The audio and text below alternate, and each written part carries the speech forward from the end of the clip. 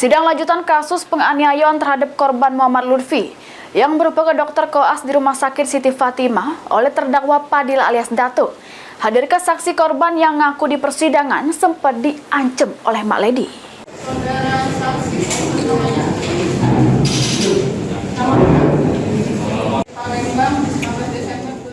Sidang lanjutan kasus penganiayaan terhadap korban Muhammad Lutfi yang merupakan dokter koas di Rumah Sakit Siti Fatimah oleh terdakwa Padilla alias Dato ini jalani sidang perdana di Pengadilan Negeri Palembang.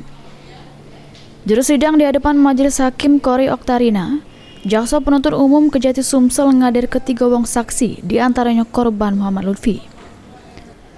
Muhammad Lutfi juru persidangan nyerita ke awal mula pas dirinya diajak bertemu oleh Sri Melina yang merupakan maknya Ledi untuk bahas jadwal piket koas. Singkat cerita, karena tak terima dengan jadwal piket yang dirasanya tidak adil.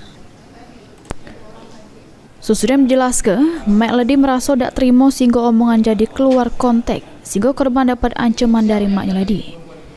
Yang ngatakan kalau Mak Ledi merupakan lulusan sarjana hukum, sama ngatakan tak takut sampai nantang nak ngajak jalur apa baik, mulai dari hukum, jalur polisi, sampai jalur preman.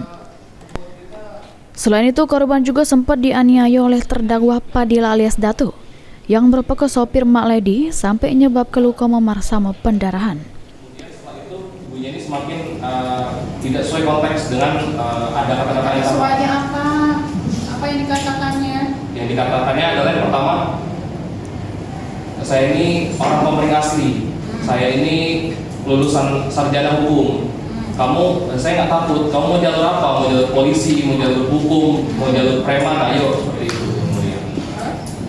Ngajar. Betul yang mulia. Sementara itu, kuasa hukum terdakwa Titis Rahmawati nanggepi pernyataan saksi korban di persidangan yang ngaku sempat diancam Mak Ledi. Dirinya mengungkapkan kalau itu baru keterangan saksi korban. Kedepan bakal ada saksi-saksi lain yang bakal dihadirkan. Apa tuh kita nih nantang dari Ibu Ladi tadi ya, kan kita menanggap yuk kan masih ada saksi-saksi lain kan. Ibu Sri Melina kan belum diperiksa, Ledi belum diperiksa, terus dari terdakwa juga dan dari saksi Braseri juga kan belum. Sementara kuasa hukum korban Redo Junaidi mengungkapkan terkait keterangan saksi korban di persidangan, dirinya meminta supaya terdakwa diterapkan pidana maksimal karena penganiayaan dilakukan secara bertubi-tubi. Kami mohon agar terhadap terdakwa ini diterapkan pidana maksimal. Kenapa tidak ada damai terhadap diberikan oleh baik. Terus proses pemukulannya itu kan secara bertubi-tubi. Kalau dihitung dari rekaman itu 20 lebih sekitar 20 pukulan. Akibat yang ditimbulkan pun klien kami pun harus menginap di rumah sakit itu 4 hari. Heru Wahyudi, PAL TV.